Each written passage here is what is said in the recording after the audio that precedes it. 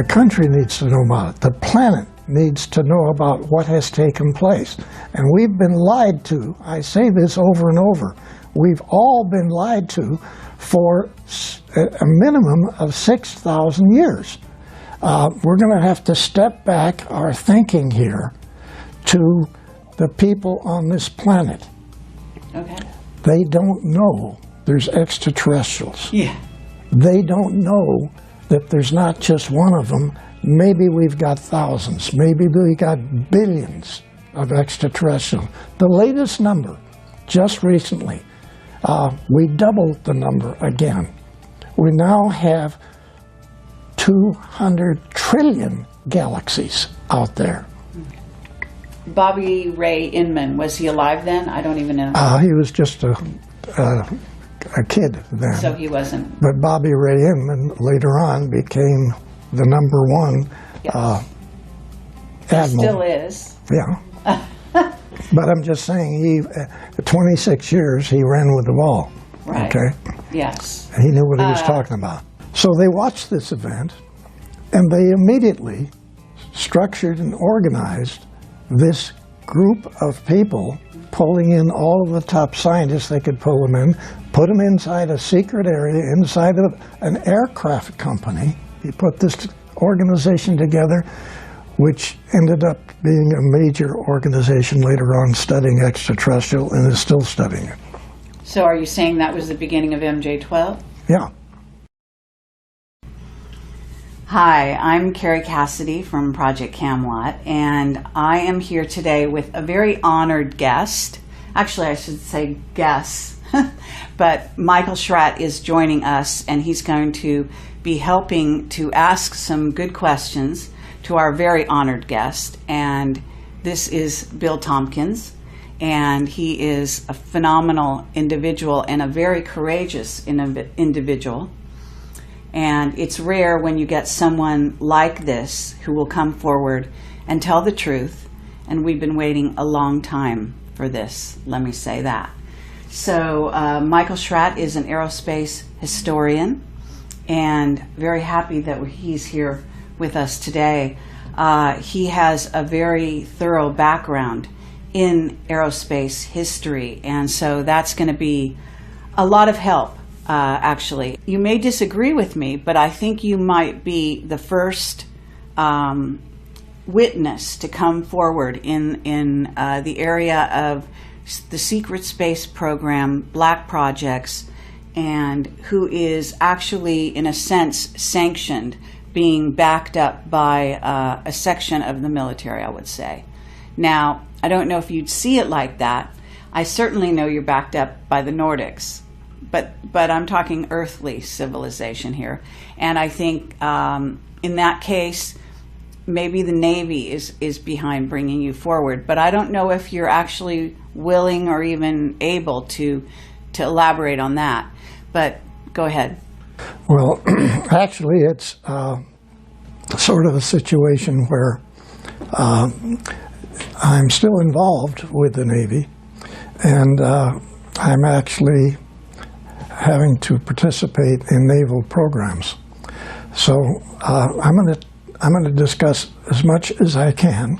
You're going to hit me with some questions, and I won't be able to answer. So I think the easiest way to just start this is to go back to 1942. Actually, for whatever reason, I was selected by some people in the Navy, Naval Intelligence, to essentially be assigned a program to discuss the U.S. Navy secret space operators who have been operating in Germany, trying to understand the tremendously complicated agreement between the SS and the Draco reptilian group who were assisting Germany.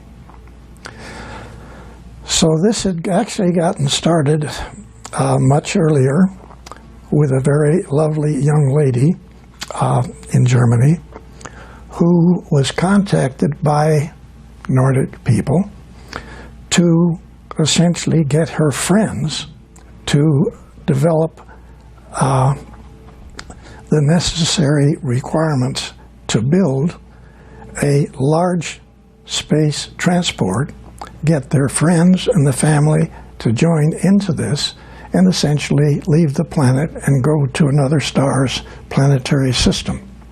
And this is Maria Orsich. That's correct. And so she actually was doing this from like the late 20s, 1930s. And it ended up in the studies that I got involved in with the information from the operatives, Navy operatives, coming back from Germany into Admiral Ricobata's secret conference room at the top building, Naval Air Station San Diego. He's commander, Naval Air Station San Diego, but he has a hobby, okay?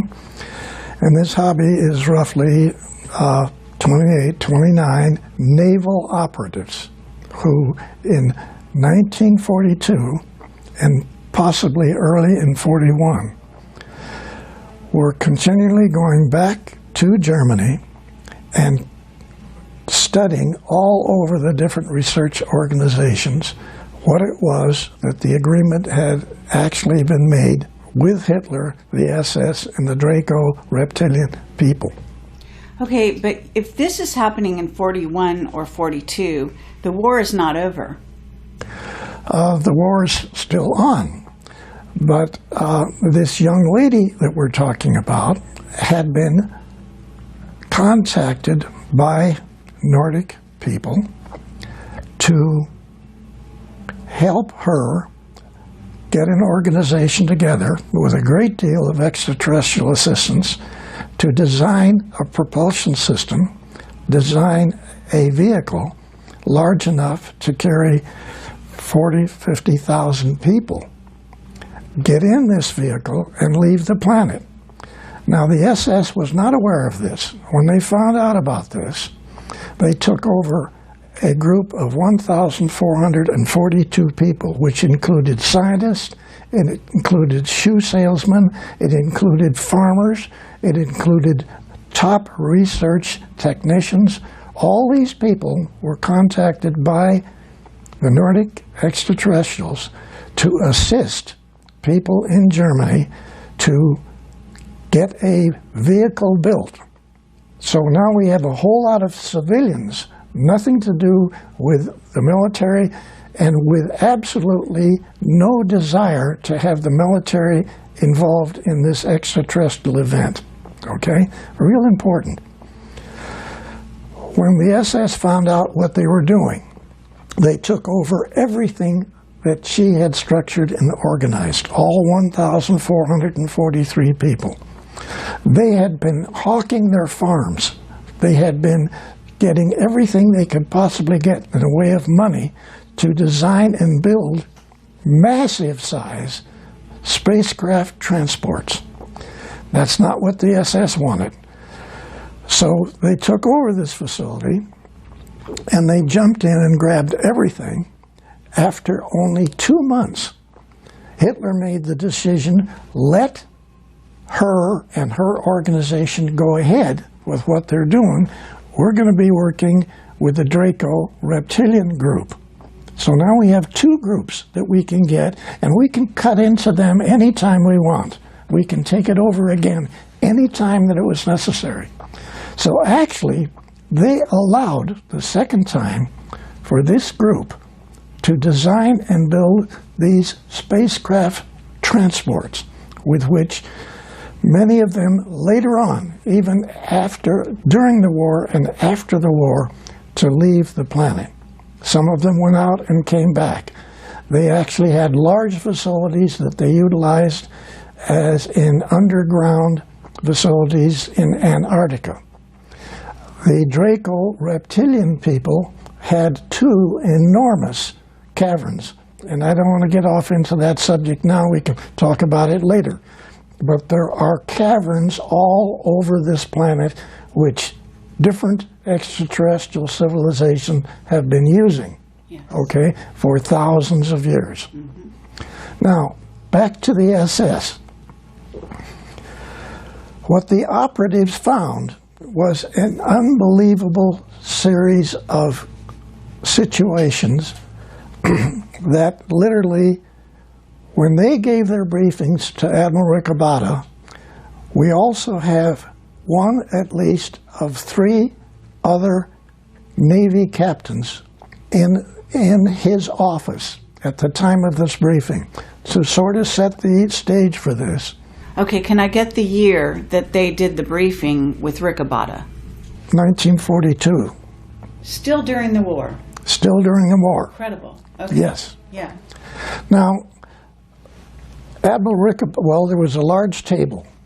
The operative sat on the other side of the table. Admiral Ricabata sat here, I sat next to him, and one of the 3 Navy captains sat next to me. The typist sat at the end of the table. That's the only people that were in there. We always had the same people. Essentially, all of these meetings, all of these disclosure meetings took place at night. The Admiral's aide would wake me up, sleeping in my barracks. He tapped me on the shoulder, and all he said was, "He's here." He escorted me across the facility over to this tall building, which is the command center at Naval Air Station San Diego. There's a small office near the top of this.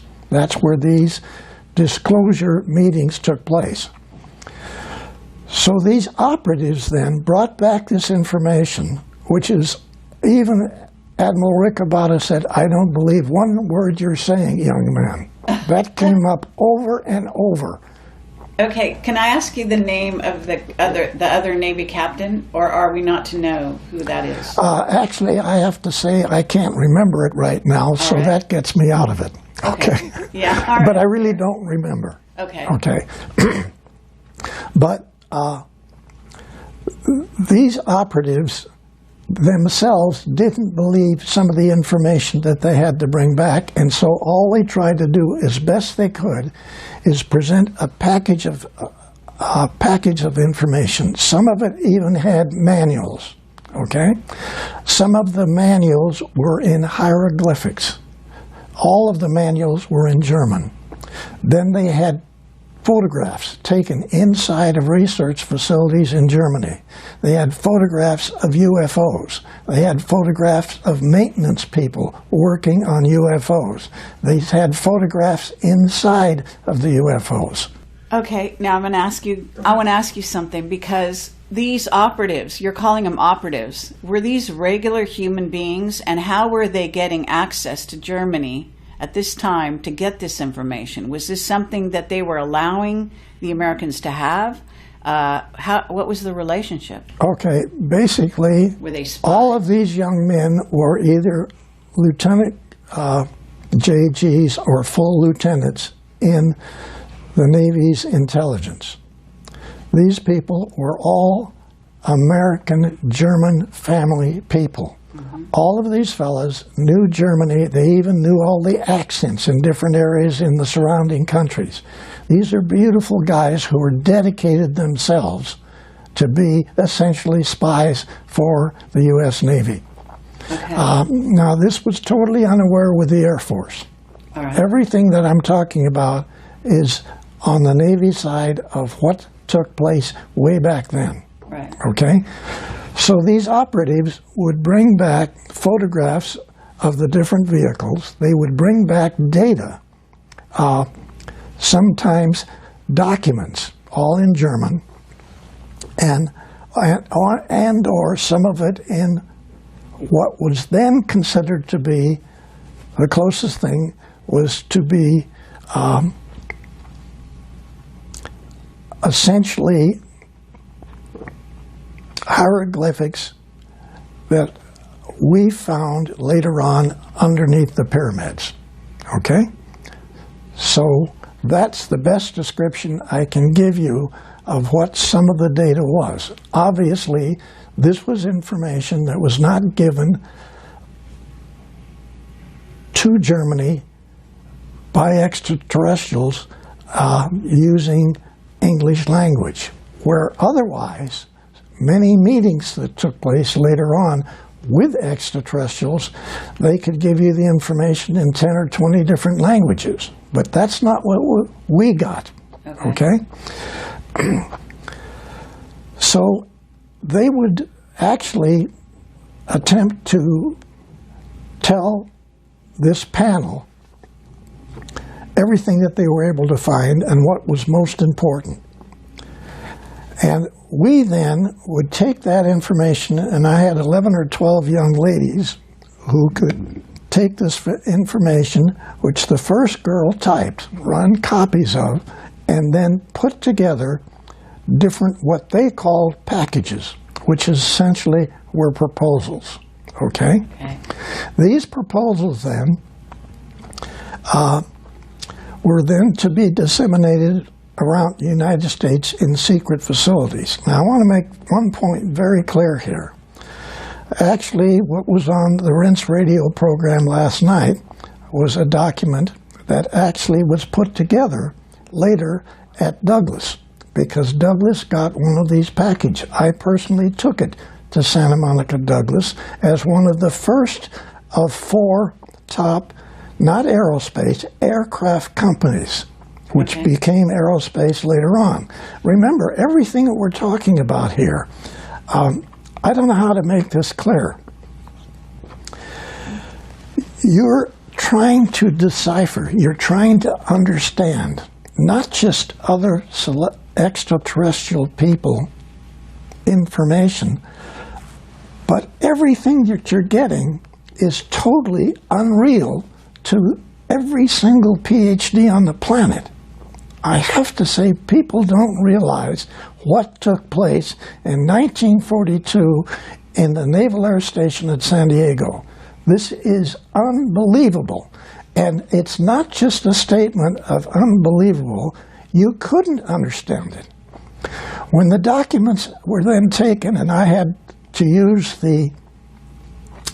one of the 2 airplanes that Admiral Riccobotta had. He had a twin-engine Lockheed Electra, which we used to fly back in the eastern part of the country to laboratories and naval bases. And then he had a 7-passenger high-wing single-engine plane, which we flew to Douglas and into Lockheed, out on the desert to the Navy facilities out there. So we put together rough information, and I want to try to explain what that information was. All it consisted of was a typed version of what the operative said, copies of that. Okay. Some documents, some photographs, some written notes, like there might be as many as 30 pages of written notes that the operative would give to the admiral. Okay, now I'm going to stop you there and ask you, Riccobotta and yourself, can we get a little background on why you 2 guys were so instrumental in this process? Now, I know something about you from reading your book, and I want to highly recommend his book. It's fascinating. But I do want to share with the audience here, Riccobotta, you told me on the phone, I think you said he was Australian, and he wasn't trained in America. Is that right? Yes, and you're asking a very important question, okay, what you're asking. It's extremely important. We're going to have to step back our thinking here to the people on this planet. Okay. They don't know there's extraterrestrials. Yeah. They don't know that there's not just one of them. Maybe we've got thousands. Maybe we've got billions of extraterrestrials. The latest number, just recently, we doubled the number again. We now have 200 trillion galaxies out there. Mm-hmm. And to say that we're the only intelligent people in this universe is naive. But we were, the people on this planet, were tremendously naive. They had no idea what these naval operatives brought back to what essentially was my delivering of these packages to the four top airplane companies, because there wasn't aerospace. Now, back to your specific question. Who was Admiral Ricabata? He was born in Australia. He came to the United States, went to school, joined the Navy as a third-class seaman. He worked his way up. Now, what's extremely important about this is that my mission statement working for Admiral Ricabata was as disseminator of advanced aircraft research. Okay?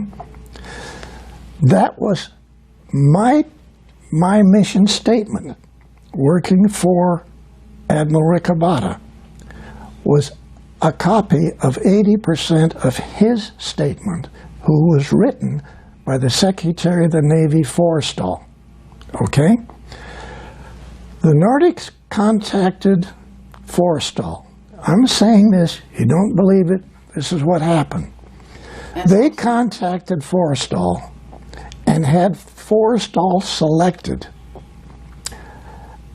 selected to initiate this whole thing in the U.S. Navy.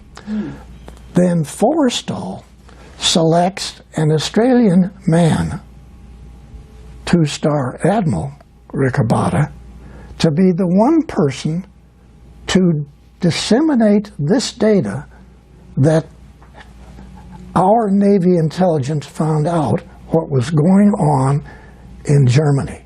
And this is staggering because at that time, people don't realize that there's more than one admiral in the Navy. At that time, there was 43 because there's so many areas that need support. Secretary of the Navy Forrestal selected a man who never went to Annapolis. Listen to what I'm saying. Every PhD on this planet, whether they're for science or for medicine, have been given incorrect information for thousands of years about the history of this, not just this galaxy, the universe. They had been given information which was controlled by Draco, Reptilian, and other extraterrestrials not to know what was really going on. So every book in every university on this planet had misinformation about every field, every technical field you can come up with. Okay? Yes. So when the operatives had to carry this out, they were not asked to study these packages. They were directed to study these packages. These weren't requests for proposal. This was a demand factor that this information that got typed up and the information in these packages to all of these research universities, to all of the top Navy laboratories, the facilities out at China Lake, the underground facilities at China Lake, Caltech. Actually, I didn't take the first package to Caltech in Pasadena. I took their first package to the underground facilities out on the desert called China Lake. And it's just north of the Air Force facilities off of Highway 395 out in the desert in California. Right. And I'm saying people don't understand or realize or gasp. They don't get what has happened. And I'm not trying to build a story here. All I'm trying to say is, hey people, hey you guys, everybody that's listening to this program, okay? You people have been told for a minimum of 6,000 years total incorrect information. From medical, from science, from history, from astronomy, from mathematics, you name it. Everything you've told. Yes. I really appreciate you. Yes. This is a lie. I hear you. It's great. Can I ask you one thing about these operatives who went into Germany to get this information? We know they were spies from your description, but so they were undercover, so to speak. Yes. And they must have seen the craft with their own eyes as well. Yes. Correct? Yes, absolutely. Okay. So in some cases they were working on the craft even. They actually got on board, got inside. All right. They took photographs inside, stuck them in some place, and managed to be part of the package that was delivered to Admiral Ricobata. Incredible. Now, what do you think? First of all, you're telling me Forrester had contact, and his contact was with the Nordics. They chose him. But was Ricobata in contact? Or you said he sat there and just shook his head and said, I don't believe you. So he was not a person who had had any contact himself. You're referring to Admiral Ricobata? Yes. To me, he was selected, period, by the Secretary of the Navy over all of the standard admirals who had been educated in Annapolis. Because he had an open mind. He had a mind that would not have been controlled by the misinformation that every university on the planet has given. Was that your personal take on him when you met him? No, not when I met him. Later on, this was obvious, okay? But then, who's Billy Tompkins? Why did who selected Tompkins to be on this committee? Right. Because I get pulled out of high school in the first year, halfway through the first year, the Navy pulls me out and puts me through boot camp. And then my orders say, report to Commander so-and-so, Naval Air Station San Diego. I'm only saying, I don't have a doctor's in these degrees that are required for all of these studies. Right. I don't have. Right. But then, my mind wasn't clouded with misinformation like the Admiral. Okay? Okay, but to get back to you, and this, we've got this setting of this conference table, and you're sitting next to Ricobata, and eventually you deliver out all these packages around what becomes the secret space program, but the American. And did you take some to Britain?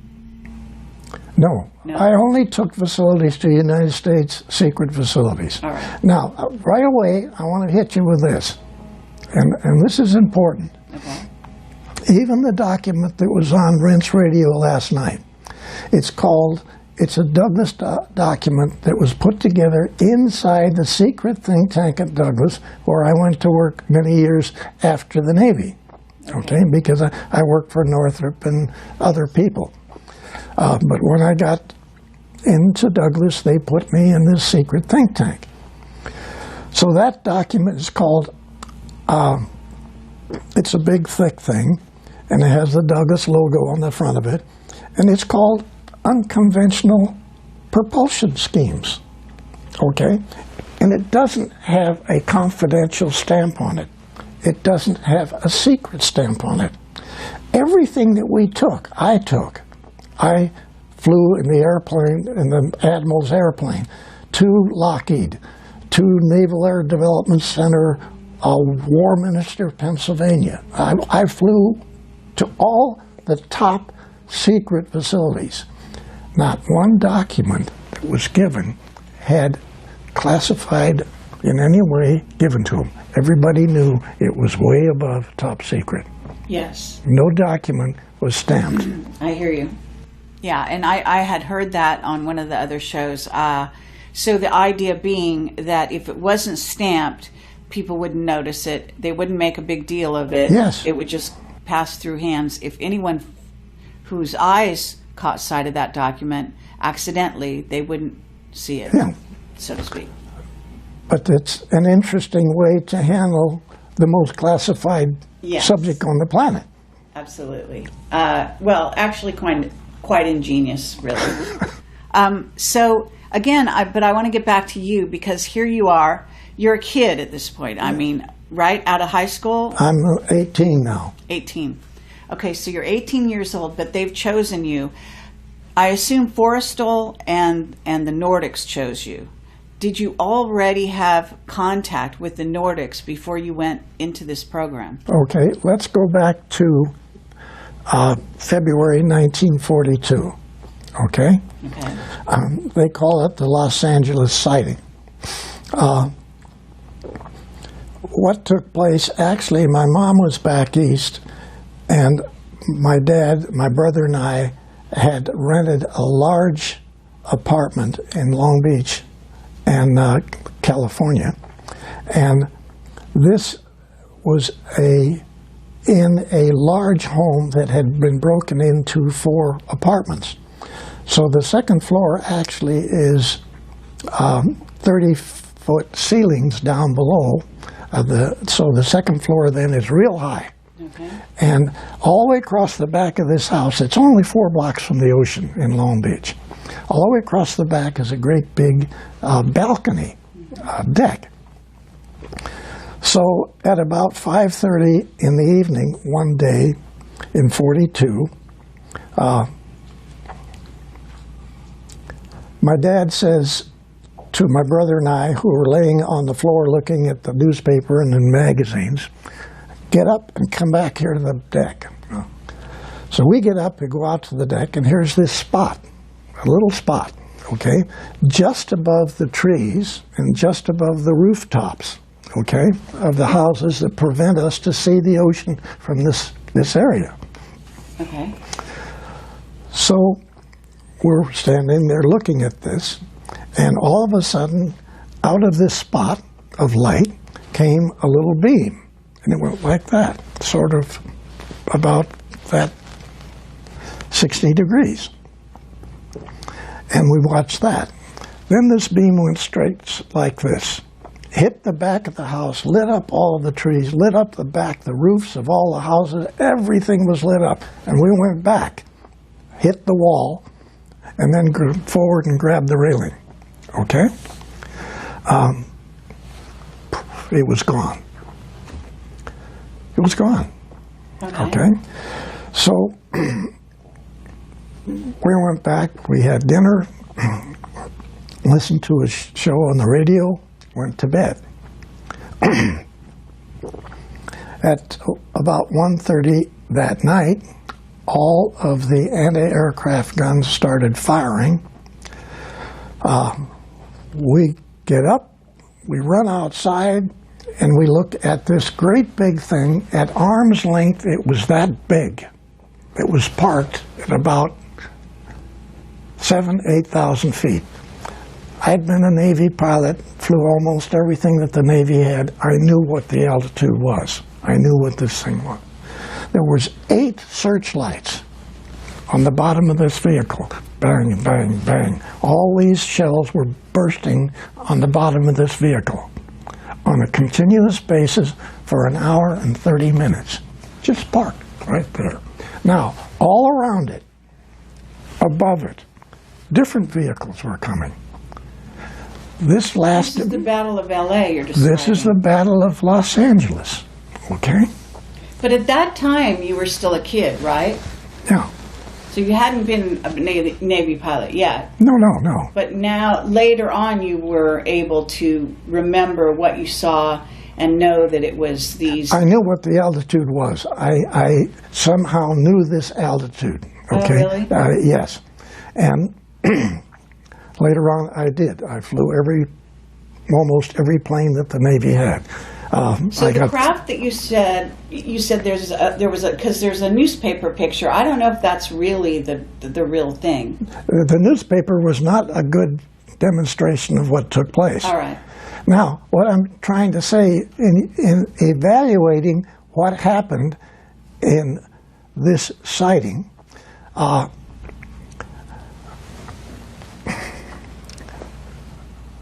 you have to visualize dozens and dozens and dozens of different shaped vehicles. This great big one parked right above you, right over Long Beach, okay? Everybody is outside looking at this and watching it.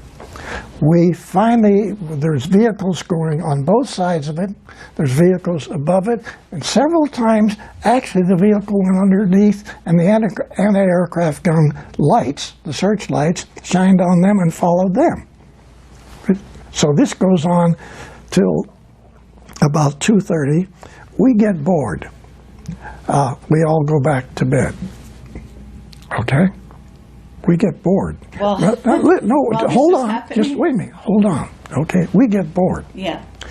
Now, while this is happening, and it goes on until 5 o'clock in the morning, many of the other people outside, okay, outside watching this from the street, stayed up all night long.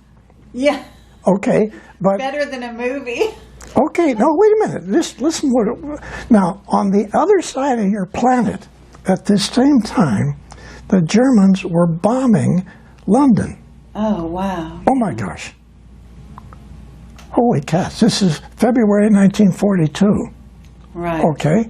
Now, we got bored and went to sleep. Now, I want to make a very important point about the Los Angeles event, the sighting. Okay.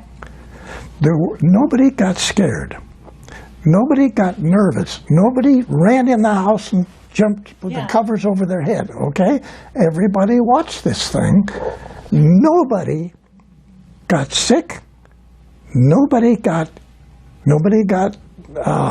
real sick, died. There weren't anything of that. The only people that were killed in this were from our own shrapnel.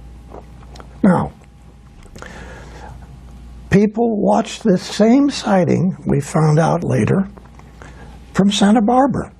People watched it from San Diego. Sure. This is a massive group of vehicles. Now, listen to this analysis. You got to tell me. There's only two ways this could accomplish what was going on. One, the extraterrestrials vehicle come in over the ocean, okay? Hundreds of them. They go all over Los Angeles. They go to they go to the telescope on Mount Wilson. They make a turn. They either go north or they go south. They fly out to sea, they turn around out over the ocean, and they come back to make you think there's a whole lot more vehicles there than actually there is. They either had to do that, or we watched thousands of vehicles come in over western United States from 1:30 to almost 5 o'clock. Mm-hmm. And they shot at them and weren't able to hit them or destroy them in any way. The shells burst on the bottom of them. They're not bursting on the bottom. There's an electromagnetic shield, but the shell hits and it blows up, but it doesn't do any damage. Now, yes, we did shoot down 2 small ones, which were not occupied. One of those went in the ocean only a half a mile off the Rainbow Pier in Long Beach. Your Navy picked that up. So your Navy had an extraterrestrial vehicle in February of 1942. Okay, so that's before the operatives came back with the information. Because you said in 1942 they had... Okay. This took place just before I was contacted, pulled out of high school, thrown over to Naval Air Station, North Island. Okay? Mm-hmm. What this says is that a whole lot of people who were involved in this sighting immediately knew there were extraterrestrials. Now, I want to take this a little further. People who watched this sighting, and this is not, there's documents that prove it, but they haven't been released.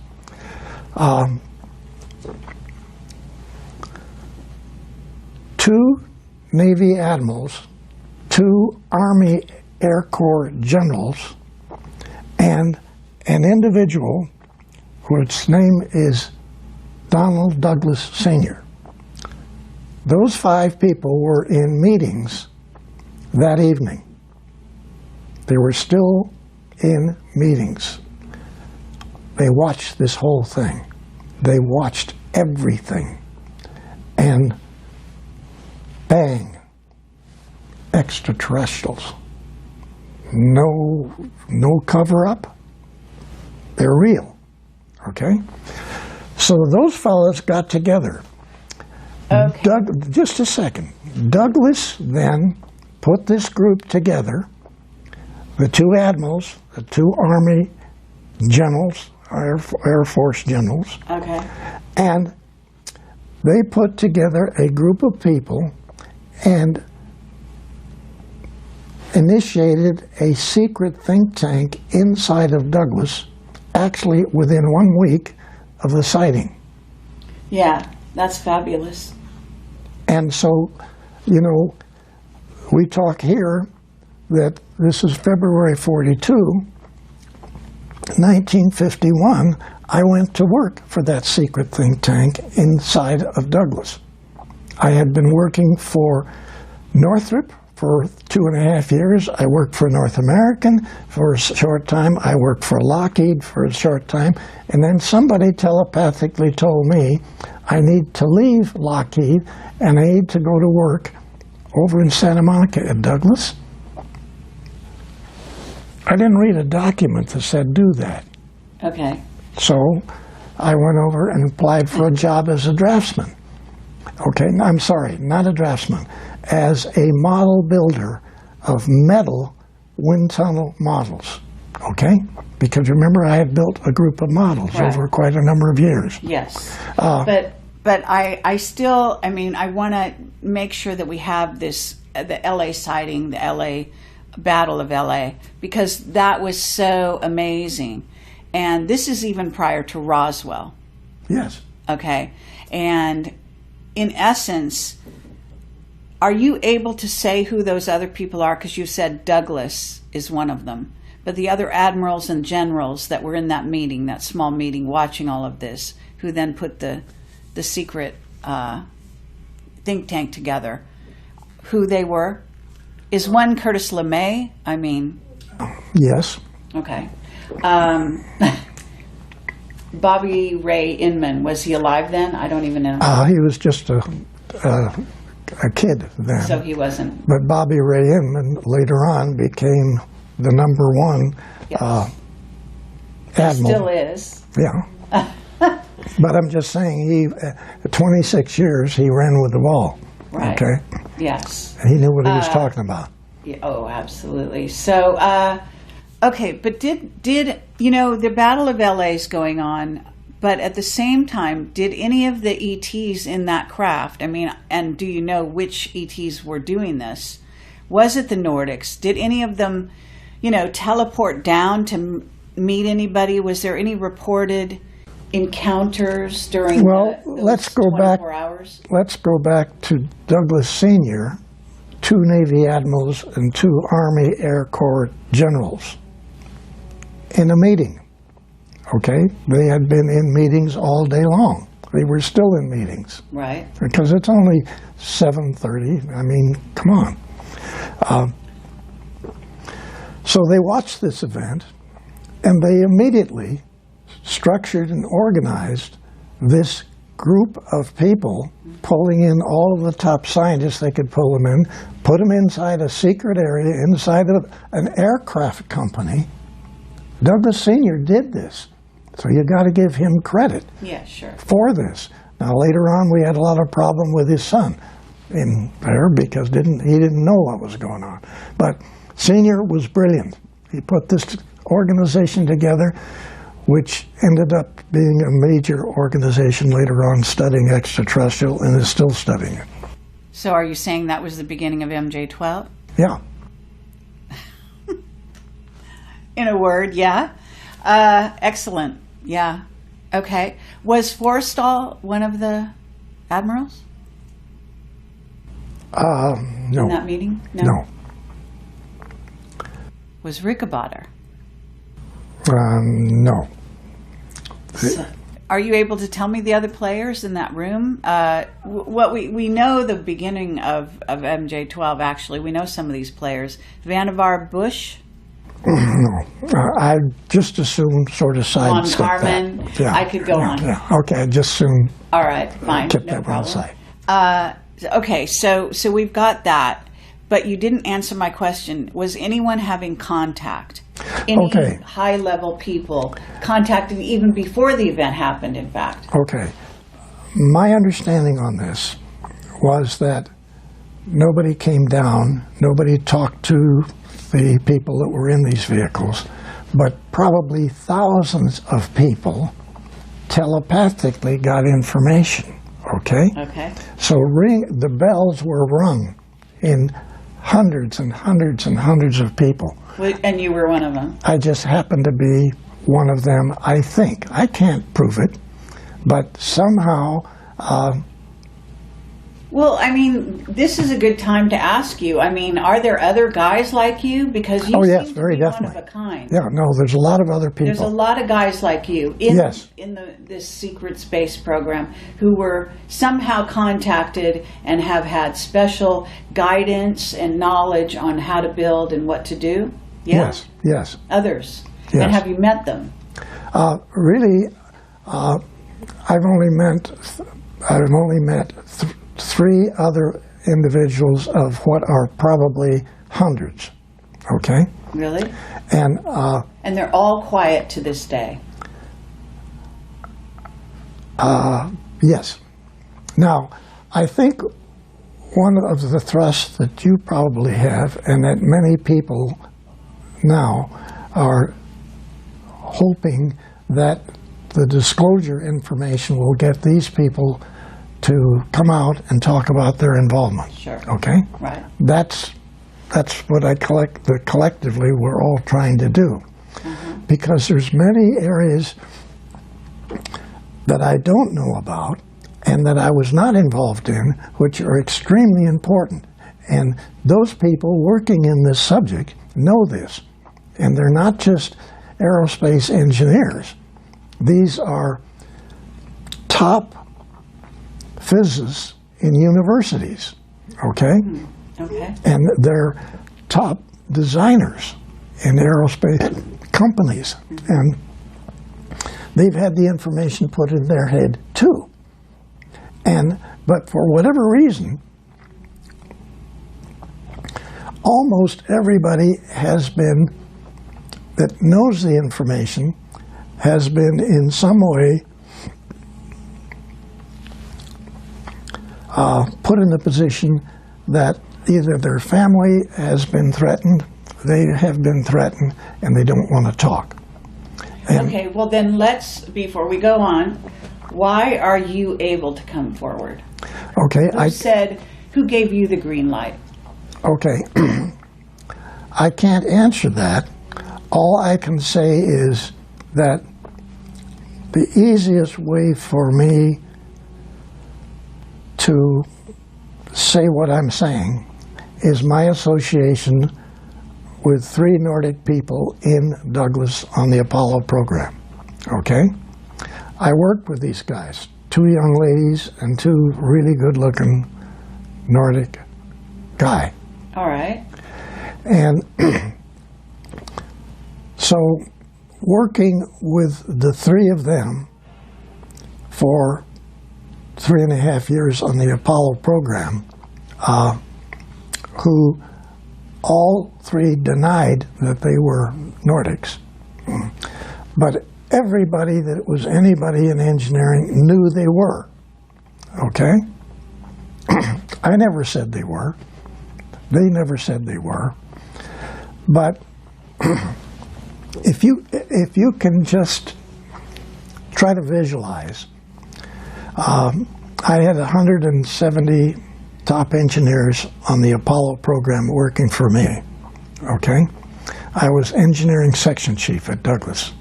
I had, I guess, worked my way up.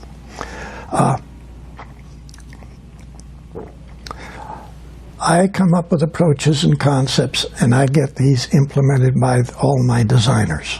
Yes. Where did some of my ideas come from?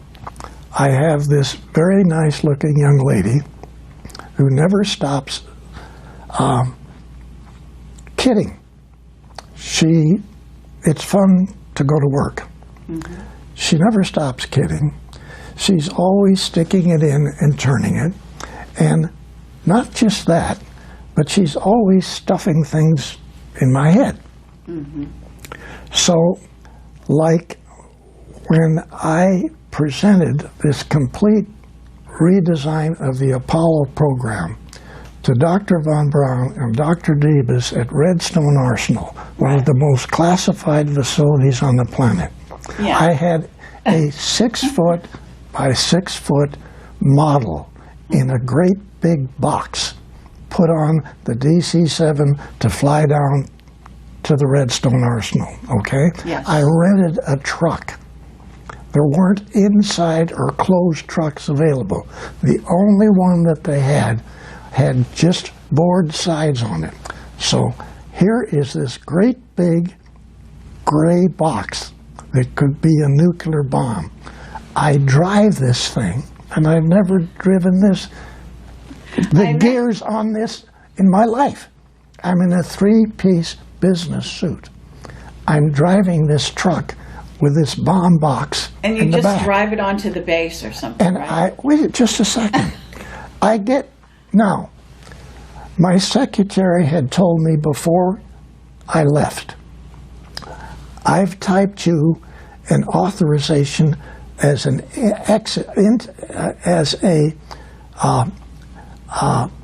allowance to go on board the base, okay? You're never going to use it, okay? I said, you're going to get on base and you're not going to have anybody bother you, okay? So yes, I'm driving this truck a long straight road to get to the gates of the base. And she said, I told you before, Billy, telepathically, I'm driving the truck, just keep going. So the gates open, okay? So great. Now, off on the right hand, wait a minute. Great movie. Yeah, okay. Off on the right-hand side is this massive parking area for all of these trucks, all of the people to get on base, go through the security checks. It's one of the most classified bases on the planet. Sure. And the doors open, the gate opens, and none of the 4 police guards at the office, they didn't pick up their rifles and come out and start shooting. Nobody did. The rifles just stayed by the front door where they stood. But is this Nordic mind control? Yes. Is it? Yes. Okay. So what are you telling me? You're here because of Nordic mind control today?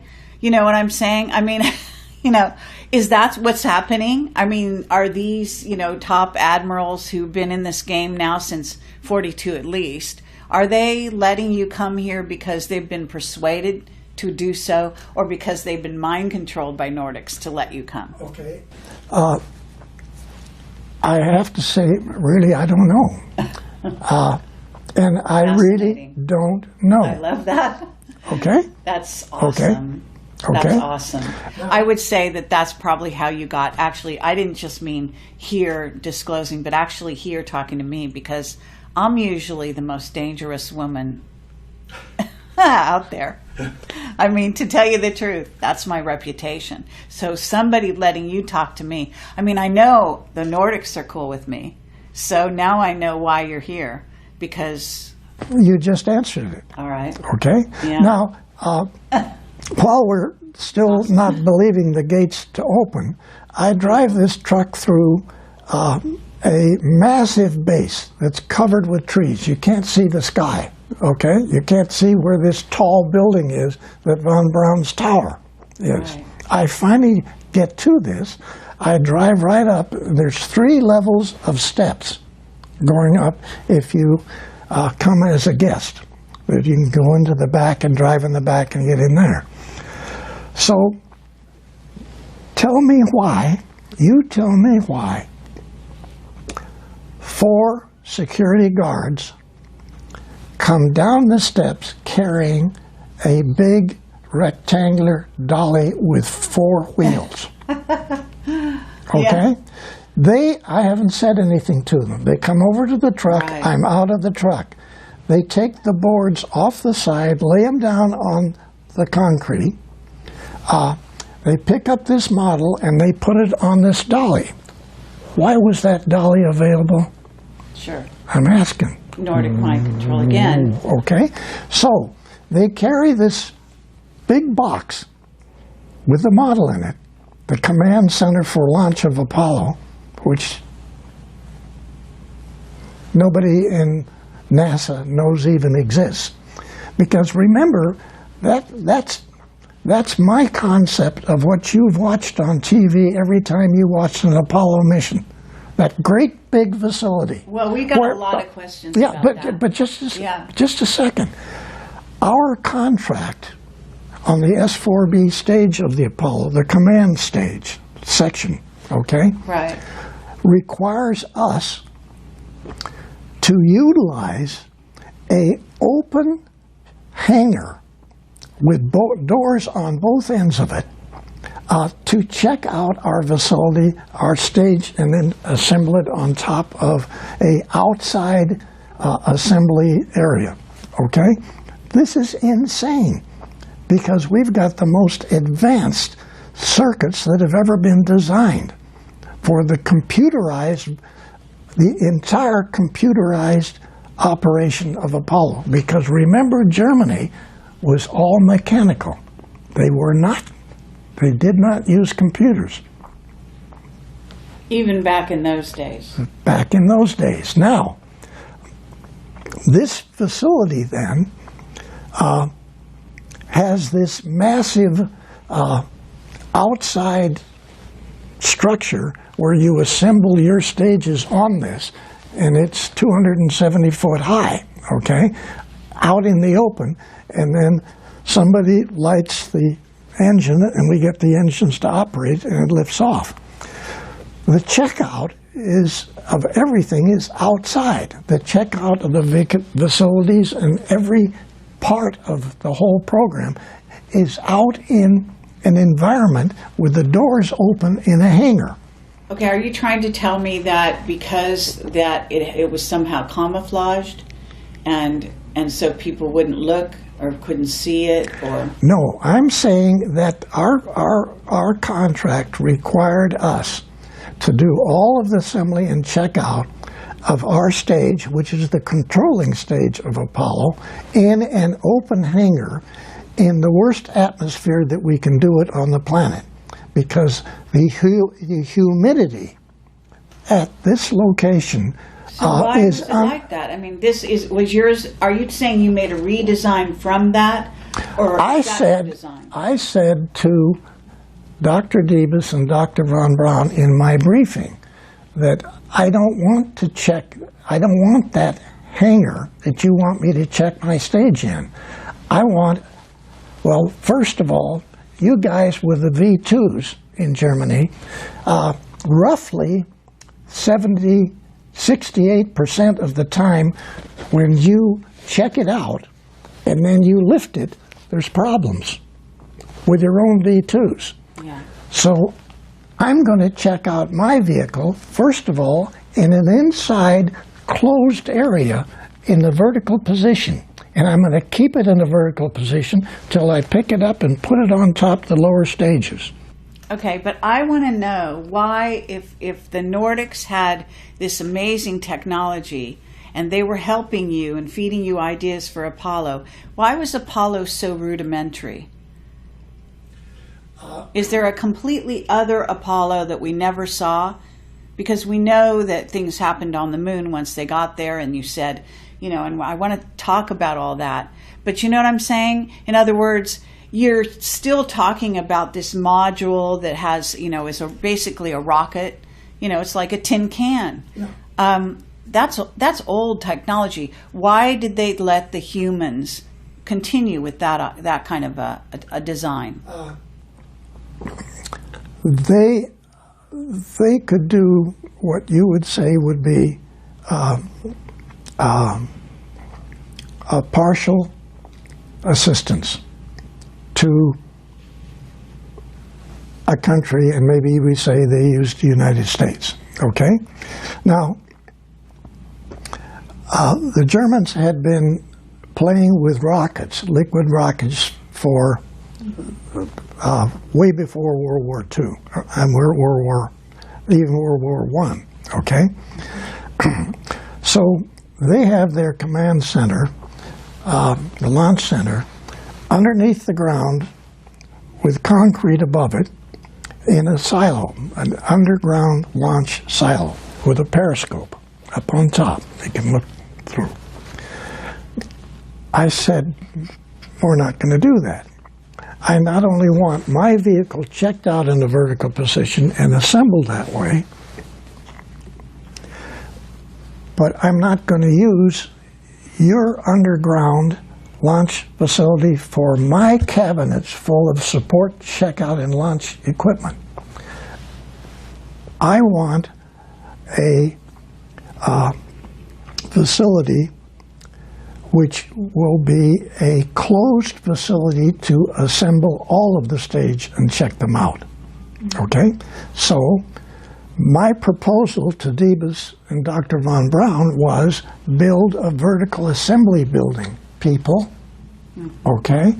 Oh yes, it will be the biggest facility space-wise of any building on the planet. Who cares? This is what we need.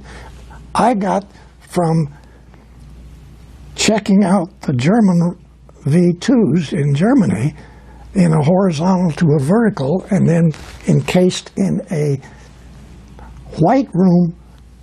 And actually, my proposal was a white room atmosphere. Right. Air-conditioned atmosphere. Mm-hmm. Because we were playing with advanced circuits and rocketry and communication systems that nobody had ever done. So the chance for something to go wrong was astronomical. And what I presented to Debus and von Braun was not just buildings, completely changed the whole checkout and launch at the Cape for production launches to the moon. Okay? So if you remember in that book selected by Extraterrestrials, there's a drawing in there that shows Cape Kennedy, Complex 39, and then a whole bunch of complexes all the way down this side for Launch Complex 39s, and then circles down here for these massive truck facilities to haul up all the equipment to build a 10,000-man naval base on the moon underground. Okay, yes, but did this get built the way you wanted it to? It finally did, yes. Really? The facility got built exactly the way the four major changes to the Apollo program came out of 170 guys in a engineering area called Launch Complex 39, which we designed at Douglas. Okay?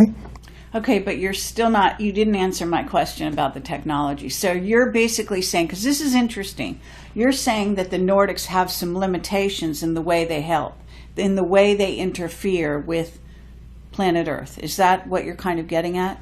Okay, you're getting complicated, your questions, but we have to step way back. Again, not really understood by the public, okay? Yes, there are Federation facilities out in the galaxy where other extraterrestrials get together, and there's many different missions for many different types of programs. But we'll talk about one of them, which cruises the galaxy and it has as many as 30 different extraterrestrial civilization people on board. It looks like the moon, okay? But it's a planet. I mean, it's not a planet, it's a vehicle. Right. Okay. So this cruises the galaxy. Is it a Dyson sphere or not? The what? Is it called a Dyson sphere? That's one term, but actually,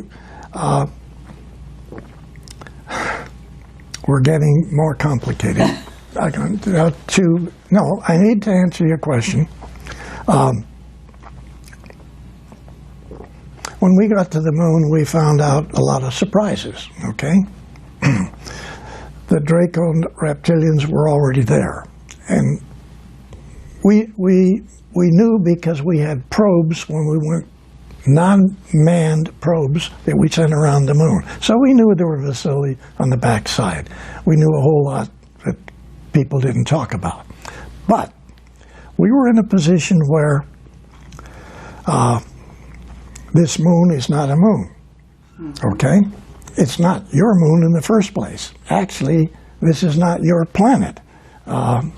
This is their laboratory, okay? Right. Okay, the Dracos, you mean, or the reptilians? Draco reptilian / reptilian. And I'm going to ask you what they all look like and all that, at some point. Okay. Because I know. Okay, let's get to when it was. Was it Neil Armstrong landed on the moon, and he said that thing that you heard him say, and Michael wants to get real specific about this. So basically there were 7 huge craft there, and you said on one of the shows out there, you said that the reptilians actually showed up beneath their craft and they gave the finger. Okay, they were parked around the side of the crater. Okay, they were not parked on it, they were floating above it. Okay, yeah. So there were hundreds of these 9-foot reptilian guys standing with their legs. Hundreds. Yeah, they were all the way across the underneath their vehicles. Okay, standing so on the 9 crater. feet, and what do they look like?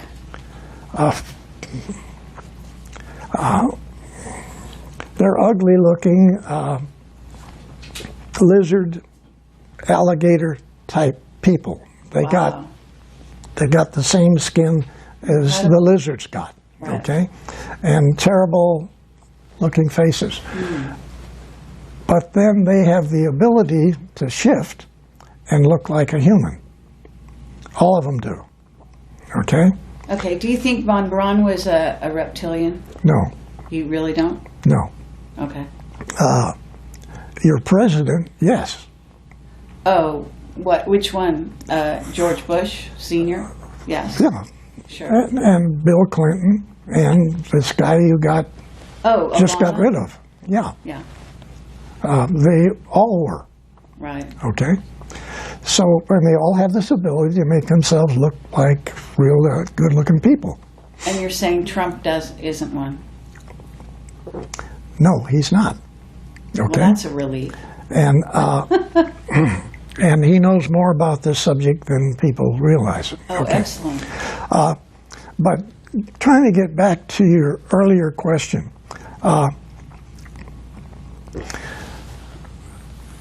these groups of extraterrestrial who work together but are at war with other extraterrestrials, okay, have these vehicles that look like a planet. Right. Like our moon is a vehicle. It's a command center for this arm. The easiest way to look at this is to put your arm out like this. And you be the center of the galaxy, all the way out to here. There's 4 arms on our galaxy. One of those arms has a place here which is called planet Earth. You're not downtown where all the action is in the galaxy. You're out here. You're in the area which galaxies, as they rotate, throw off. Okay? So you're sitting here on the tip, near the tip of the Milky Way galaxy, you, Earth. okay? And what you need to do is visualize you are not Earth people, okay? You are extraterrestrials, nice guys out there. So you know that this little planet is going to get thrown off, maybe not take a couple of weeks yet, but eventually it's going to get thrown off. So that's why this is happening. This is why this is happening. Okay? And 2,000 years from now, we'll probably be picked up with another galaxy. We're just floating out there. And this goes back to the problem that we had before about the number of years that you can live. We'll talk about that later. But back to these command centers which operate throughout the galaxy to monitor bad guys and attempt to get them to back off. So isn't Phobos one of them? Yes. Okay. And so essentially we have nice guys in there and even some bad people in the same vehicle. And they discuss wars and disagreements and this sort of thing. But back in their own planetary part of the galaxy, they may be at war with two of the same guys that are in this together. So this is like a center of information, sort of like a group of people who are trying to get along for certain specifications or certain events. Those guys control your planet, your moon, because your moon is a command center for this region of the galaxy. Not just the solar system. That's small potatoes, okay? The thing that's sitting right in here, which is you call your moon, okay, is a massive control center for this whole part of the Milky Way galaxy. Okay, wow. Wow. Wow is right. But what about Saturn? I thought Saturn was more like that. Saturn has large facilities on it too, but those are other agendas for other people, okay? Some of which we have, okay? Because we have mining companies. Let's take North American aviation. Sure. Los Angeles Airport. That's where North American aviation is, okay? And you've seen on my block diagrams that are in my book what systems engineering really is, what controls the secret think tanks, okay? Instead of a book or a document to do this, I came up with block diagrams. We have to have one of those. We're going to need one of these, and we're going to need this for just the start of the program. As we get into this, we're going to change the phases of it into 4 different phases: concept phase, definition phase, acquisition phase, and operational phase. So now that's a 10-foot long piece of paper that's a foot high, and it has every single block diagrams that are required to initiate that space program. Okay? Every single one is in there. So those documents then are used in different manners to develop ICBMs. So I came up with a concept for really space concept. The military then used those for development of ICBMs and other weapon systems. The initiation of that is to understand our position on our association with extraterrestrials. That's what the block diagram is for. All these events that have to take place to interface with extraterrestrials. What do you mean? Okay, that's very complex, what you just said. It is very complicated.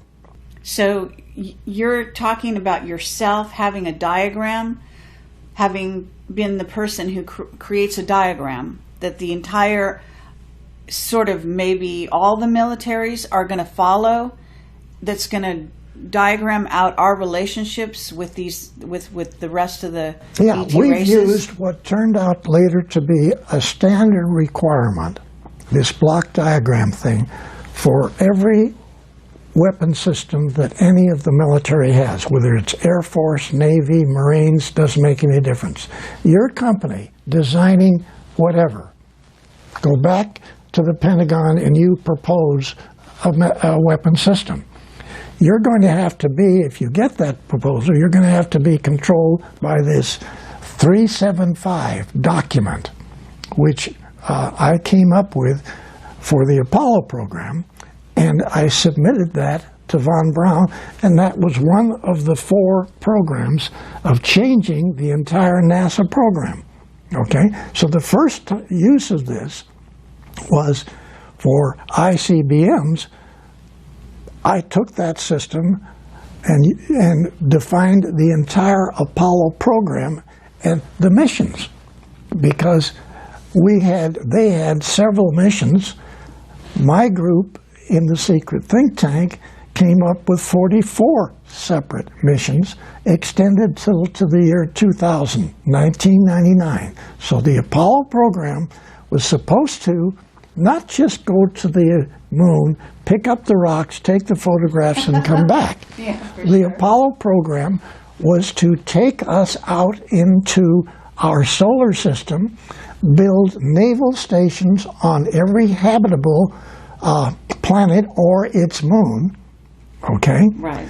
And then the next phase was to go to the 12 closest stars, Alpha Centauri being the first, put naval stations, bases on all of its planets, except we stopped that one because it had 2 suns and the radiation factor was not, we couldn't do it. But 11 other stars, the 11 closest stars to you, okay? And you're saying it's been done? And I'm saying that's what we plan on doing. Okay, you planned starting with Apollo, and you planned That is up the to Apollo mission. 1999. No, This was that is the Apollo Oh, mission. that's just Apollo. Okay. Did it happen? No, It got stopped, right? yeah, And it got stopped by the reptilians. yeah. They said no. Okay, now this diagram that you're saying, this block diagram that is the militaries are all following, it basically is, in a sense, your design initially. It came through you, but it must have been downloaded to you somehow from the Nordics, Okay. saying what Earth people were going to be allowed to do. Is Yeah, that what it's saying? okay. What kind of weapons they could or couldn't build? It was not for weapons. It was for us, and actually that's in my book. Right. It was for us to go out into the galaxy. Everything that's necessary to build a transport or a vehicle. Go out in the galaxy, have communications with other extraterrestrials out there, and set up businesses with them. Right. Maybe we could mine stuff for them. Maybe we had certain materials they don't have. We could market these. Okay. They may have things that we want to buy. Set up communications with other civilization people out in the galaxy. That's what the first block diagram was for, and that's what the mission was to have originally been, what we recommended. Okay? Yeah. Now, yes, Nordics put that stuff in Billy Tompkins' mind, and he runs with this ball. Okay? But you've got it in the book. I mean, that's what our thrust was. It was not military. Then the military picks up this document, and they run with that of every military program anybody wants. Okay, but when you say the military picked it up, I mean, here you are kind of almost embedded in the military. You're dealing with von Braun and Diebus. Now, they're Germans. Yeah. Okay? So there is some kind of interaction going on between still Germany, the U.S., and then Project Paperclip. Yeah, bringing right. over all the Nazi scientists. Yes. And at some point, we're being infiltrated. It's clear in your book that you, and especially your close friend, that you worked with a lot, you used to talk in the dialogue of the book. You're always saying someone is interfering, someone is on a higher level trying to manage this situation. Implement the situation. Okay. So you're having both white hat guys out there, okay, and we got black hat guys out there. And they're both influencing us. And they still are. They have their agendas. And they still are, yes? Yes. Yeah. As we're talking, they're still doing this. Yes. Okay? It hasn't stopped. Okay, before we continue, and I want to take a short break, I'd let you drink some water. I don't want to leave this subject where Michael can ask his question, that he has, make sure that he got his question answered about, again, back to Neil Armstrong on the moon and the 7 huge craft and all the reptilians standing there. You wanted to ask a question. Yeah. So. I just wanted to back up for just a quick second. When Bill talks about classified documents not being stamped, that's absolutely correct, because that is the procedure that Kelly Johnson followed at the Skunk Works in Burbank. When they were doing the F-80, the U-2 spy plane, the A-12, and the SR-71, none of those documents were stamped top secret. That was per Kelly Johnson, so you're absolutely correct about that. Crazy, but yes, you're right. Yeah. So, Bill, are we to believe then that you are the genesis of the vehicle assembly building at the Kennedy Space Center? You're the genesis for that idea? Yeah, but that actually is for the NOVA program. Okay. Okay, NOVA vehicles. In the book, I think there's 7 of them in the one picture. You see 7 different types of NOVAs. You see the Apollo vehicle, it's over in the corner, it's a little tiny thing. Then you see these great big things that are 10 times the size of Apollos. Okay, those are all trucks. They're trucks to haul up boring machines for the moon, to bore into the moon, to find areas where we can do our construction of a 10,000-man naval operation and research base on the moon. That's what our Apollo program first phase is. Not just go to the moon and pick up the rocks. We were going to the moon to a program that actually operated, this is 1963, it was operational till 1999. Okay, the moon, the Apollo moon program. Okay, so all these. It got stopped, and then it continued. I mean, it went black, I guess, is what happened. Yeah. But do you want some water? Yeah. Does anyone else want to take a short break?